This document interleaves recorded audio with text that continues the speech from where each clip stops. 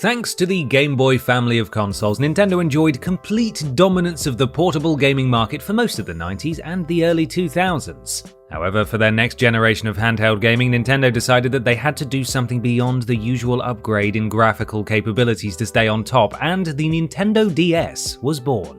Released in 2004, the flippy handheld featured stylus-based touchscreen controls, a built-in microphone, wireless connectivity, and 2 screens working in tandem. It was yet another roaring success for the legendary company and has a huge and varied back catalogue to match. The top of the DS sales chart was filled with high-quality titles whose names have lived on in gaming legend, and a whole host of cult hits exist just below that surface layer, their virtues extolled by a legion of hardcore fans. We're digging even further though and looking for sparkly bits in the deepest layers of rock and sediment. That's right, we're mining for gems again, and this time it's the DS that's getting the hardhat and pickaxe treatment. I'm prospector of pixelated perfection, Ben from TripleJump, and here are 10 hidden gems for the Nintendo DS. Number 10. Retro Game Challenge. Retro Game Challenge is based on a Japanese video gaming TV show called Game Center CX, in which comedian Shinya Arino attempts to complete retro gaming challenges for our entertainment. The story is that Arino became so obsessed with trying to become a gaming master after repeatedly failing at modern games that he spawned as a digital version of himself inside the DS and haunts gamers around the world with his challenges. If you like a challenge, even if it is presented by a digital embodiment of a Japanese TV presenter's gamer rage, then you'll be presented with various tasks to achieve in a series of original games that are heavily based on 80s era retro titles. The premise may be strange, but with 8 charming retro-style games on offer that evoke the likes of Dragon Quest, Galaga and Ninja Gaiden, and interesting challenges to complete within them, there's a lot of fun to be had, and the work put into the graphics, gameplay and presentation ensure that it doesn't feel like a lazy cash-in on a popular license. Basically, if you've ever had the very specific urge to play a video game that's about a TV show that's about video games, then this is the hidden gem for you. Number 9. Henry Hatsworth in the Puzzling Adventure. Henry Hatsworth, titular protagonist of DS puzzle platformer Henry Hatsworth in the Puzzling Adventure, is a spiffing treasure hunter with an eye for fine suits and a penchant for a nice cup of tea. A bizarre amalgamation of Nathan Drake and the Monopoly guy, Mr. Hatsworth is on a journey to find the different garments that make up a legendary golden suit before his nefarious rival Leopold Weaselby can take the credit. A challenging and innovative mix of platforming and puzzling with a generous layer of charming personality, Henry Hatsworth in the Puzzling Adventure sees players control Mr. Hatsworth directly as he leaps through trap-filled levels, defeating enemies with his trusty blade. Once said enemies are defeated, they'll be transferred to the bottom screen, where they will become blocks that gradually rise back up. The player can switch modes to enter a block-matching puzzle at any time, with the goal of matching the blocks that were once Henry's foes, finally defeating them for good. Yes, things can get tough, but the tight controls and fantastic presentation will surely keep you coming back until you beat it. After all, you're not going to let that pompous rotter Weaselby get his hands on the treasure first, are you, old chap? Number 8. Ninja Town. We've covered ninja games on these hidden gems lists before, but nothing quite like Ninja Town. The story is centered on a peaceful community of ninjas whose world is suddenly thrown into conflict when a volcanic eruption heralds the coming of a terrible demon named Mr. Demon, who immediately gets to work sending hordes of minions to attack the village. An evil overlord sending hordes of mindless lackeys to attack a stationary, defensible location?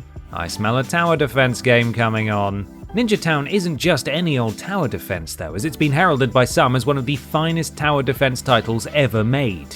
Instead of building towers with armaments atop them, Ninja Town players will find themselves building ninja huts from which a variety of ninjas will emerge, rushing to the defense of the town, equipped with anything from ninja stars to snowballs. Based on a line of toys created by former Electronic Gaming Monthly editor Sean Smith, Ninja Town has a cutesy and amusing visual style, but backs up this frivolity with serious and addictive tower defense gameplay that'll have you glued to your DS for hours. We have to question Mr. Demon's choice of target though. A town full of ninjas? Really? Maybe next time try Accountant Town or Hairdresserburg or something. No, they do have scissors actually in Hairdresserburg, maybe not there. Number 7. Solatorobo, Red the Hunter. If there's one thing I've learned in my years of gaming, it's that titles with floating sky islands can usually be relied upon to be pretty good. While prospecting for DS hidden gems, I've learned that CyberConnect 2's Solatorobo, Red the Hunter, yes, is no exception to this rule. Set in a steampunk world populated by dog and cat people, Solatorobo puts players in control of a canine adventurer named Red. This intrepid pooch pilots a flying mech and goes out on a job to retrieve a stolen file that soon escalates into an epic quest to stop an evil guild from controlling a terrible power. This all unfolds in action RPG style, with players exploring a variety of locations, fighting enemies, solving puzzles, and upgrading and customizing Red's precious mech. We will just mention though that if you're planning to track down Solatorobo and give it a try, be prepared for lots and lots of dialogue and exposition. If you're enjoying the story and don't mind a bit of heavy reading, it shouldn't be an issue, but if you're impatient to just get to the action, you might find yourself furiously hammering the skip button just to get to the bits where you can, throw enemies around with your big grabby mech arms. Number 6. Orcs and Elves. Orcs and Elves is legendary developer id Software's only foray into the DS's back catalogue, and despite the fact that it originated as a mobile game, it's actually a very good example of the dungeon crawler genre. The game follows an elf named Ellie and his talking sword Elon, who must explore an underground dwarven city that's been overrun by the forces of evil on a mission to learn the fate of the dwarf king Brahm, who sent them a cryptic message to kick off the adventure. As Ellie the elf, players must traverse a variety of dungeon-like locations, solving puzzles and battling orcs, giant bugs, slime monsters, and eventually the dark elf sorceress behind the whole mess. It's always the dark elf sorceress, you've really got to watch out for them. Though its origins as a mobile game are occasionally evident in its simplicity and shorter length, it could be argued that these factors work in the title's favour, as the genre has a tendency to be tough on newcomers. As such, with its fast-paced combat, compelling story, and likeable characters, Orcs and Elves proves to be a delightful handheld jaunt for dungeon-delving enthusiasts that might even inspire a few newcomers to slip on a pair of dungeon-delving boots too. Hope it doesn't get too crowded down there. Number 5. Draglade. Mixing the fighting, RPG, and rhythm genres into one meaty whole, our next hidden gem was developed by prolific studio Dimps. Taking us into a near-future sci-fi setting and putting us in control of one of 4 elemental heroes, Draglade has a lot to offer for those who like a fun, anime-inspired visual style, a light-hearted setting, and some stylish combat to sink their teeth into. In the world of Draglade, an energy called matter is the world's primary source of power, and fighting with weapons formed of this power is known as grapping. Your chosen protagonist is a young hopeful looking to become the greatest grapper that ever grapped. In order to grap your way to the top, you have to master a touchscreen-based combat system where the focus is on building up enough energy to unleash health bar-sapping rhythm-based combos. Pull off these musical specials to the beat and you will overwhelm your opponents in a brutal display of melodious mayhem. Draglade isn't going to win any awards for its storytelling or longevity, but the beat-based combo systems and the surprising gameplay depth may well keep you entertained for long enough to achieve those grapping dreams you've held onto for so long. Yes, you too can be a world-class grapper. I believe in you. Number 4. Air Traffic Chaos. One side effect of the DS's popularity with gamers of all ages and backgrounds is that it was home to a whole heap of shovelware, and the next game on our list, to my trained shovelware spotting eye, absolutely looks like more of it. Behind this early mobile game aesthetic, though, is a deep, charming, and satisfying air traffic control simulation that is sure to surprise with its quality. Your job in Air Traffic Chaos is to actively avoid as much air traffic chaos as possible.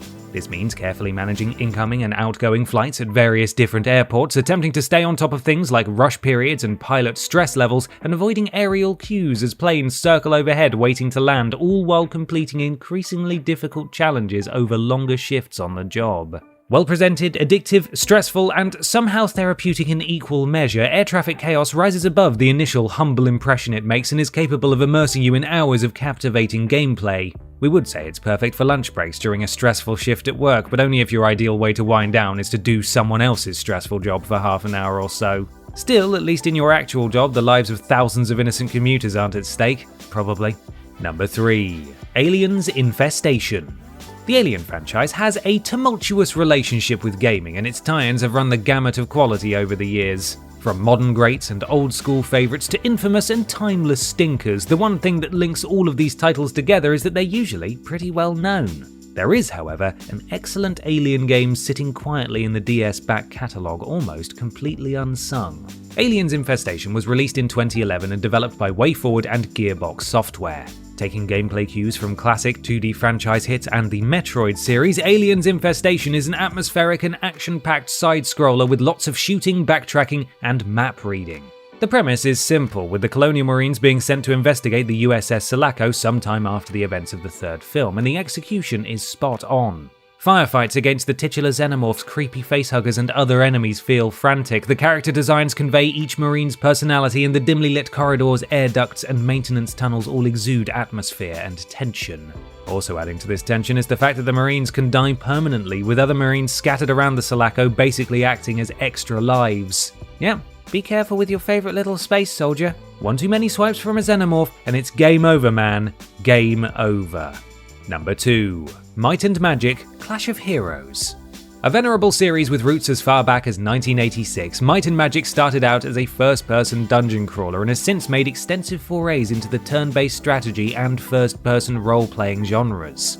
Languishing in the forgotten corners of the Nintendo DS back catalogue though is Might and Magic Clash of Heroes, a spin-off that took the puzzle game route and ended up being a shining example of the genre. Presenting players with an arrangement of troops in an arena that incorporates both screens, the aim of the game is to match troops of the same type and colour together. Matching them horizontally will form defensive walls, and matching them vertically will cause them to start building up power ready to charge in a few turns' time. Clever players will work out how to use their troops' various abilities to burst through the enemy lines while also counteracting or avoiding enemy charges. Featuring a cartoony aesthetic and an RPG style, Clash of Heroes offers deep tactical puzzle gameplay and gives players the unique opportunity to send hordes of knights, elves, skeletons, and demon dogs to their adorably glorious end on a variety of pixelated battlefields. We especially like the bears. Number 1. Infinite Space. With a title like Infinite Space, this Platinum Games and Nude Maker RPG has instantly given itself a lot to live up to, but despite not actually being infinite, there's a whole lot of game here for dedicated fans to explore. Set in a distant future where humanity's reach has extended far beyond the Milky Way, players take control of Yuri, an inhabitant of the planet Ropesk, where space travel has been banned. After escaping into the great beyond despite these measures, Yuri embarks on a galactic adventure to build a fleet of his own and take on an aggressively expanding space empire and other, more alien threats. Most of this unfolds in fleet-based space battles, where players must keep track of factors like range and weapon effectiveness, and eventually options for boarding and melee combat open up. Thanks to the complexity and level of dedication required, Infinite Space isn't going to appeal to everyone, but if you've got the drive to get your head around fleet-based combat mechanics, ship customization, and just the sheer scope of the whole thing, there's a whole lot of game here to lose yourself in. An entire galaxy that fits right in your pocket. Video games really are incredible when you think about it.